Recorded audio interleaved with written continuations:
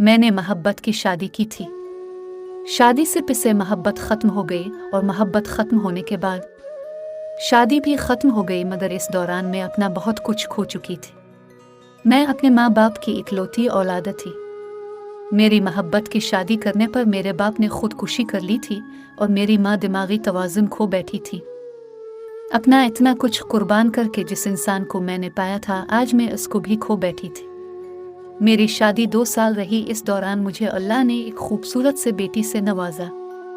अल्लाह की वो रहमत मेरे लिए ज़हमत साबित हुई और बेटी की पैदाइश का सुनते ही मेरा शौहर मुझसे नाराज़ हो गया और अक्सर घर में झगड़ा रहने लगा। मुझे अब मेरे रिश्तों की कदर होने लगी। मुझे अपने माँ और बाप भी याद आने लगे, मगर अफसोस के अब वक्त गुजर चुका था। मुझे शादी के 2 साल बाद तलाक हो गई और तलाक के बाद मेरे शौहर ने पलटकर कभी मेरा तो किया, मेरी बेटी का भी हाल न पूछा कि वो तो उसकी औलाद भी थी और घर में 10 दिन का भी राशन मौजूद न था और ऊपर से घर भी किराए का था। जल्द मुझे जान के लाले पड़ गए और मैं काम ढूंढने के लिए निकल पड़ी, मगर अफसोस कि मुझ कहीं भी कोई काम न मिला। लोग मेरे जिस्म और खूबसूरती के ही भूखे नुकते। भूख को भी कब तक बर्दाश्त किया जा सकता था। जब रात को भूख से मेरी बेटी के पेट में दर्द होने लगा और उसको पिलाने के लिए मेरे जिस्म में दूध का एक कतरा तक ना था, तो मजबूरन मैंने अपना जिस्म बेचने का फैसला कर लिया। इस वक्त मैं बिल्कुल जवान और खूबसूरत थी। किसी एक शैतान ने मुझे बाजार हसन तक पहुंचा दिया और मैं यस्मा हाई के कोठे पर काम करने लगी। मेरे हालात का सुनकर उसको भी मुझ पर तरस आने लगा। वो सिर्फ मेरे डांस के पैसे से हिस्सा लेती और अपना जिस्म बेच के मैं जो भी कमाती इसमें से कुछ भी ना लेती। और यकीन करें, इस भूखे पाकिस्तान में जिस्म खरीदने के लिए लोगों के पास इतना यह है कि आज लाहौर शहर में मेरा अपना घर है जो कि अब मेरी बेटी के पास है। जब मेरा काम चल निकला तो सबसे पैसे मैंने एक घर किराए पर इसने एक मुलाजमा को रखा जो रात को मेरी बेटी का ख्याल रखते और सुबह फजर की अज़ाहे के साथ में घर की पहुंच जाती।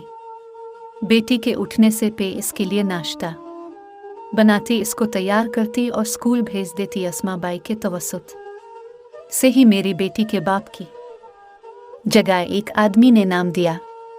जब मेरे हालात कुछ बेहतर हुए तो मैंने अपनी माँ को भी अपने पास बुला लिया। उनका दिमागी तवाज़ुन ठीक नहीं था। रात को इनको मैं एक कमरे में बंद करके काम पर जाती, सब आके उनको निकालती नालाती और नाश्ता करवाए।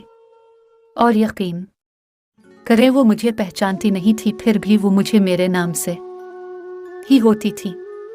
जब मेरी बेटी मैट्रिक में थी तो इसको मुझ पर शक हुआ और इसने मुझसे मेरे काम के मुतालिक पूछा।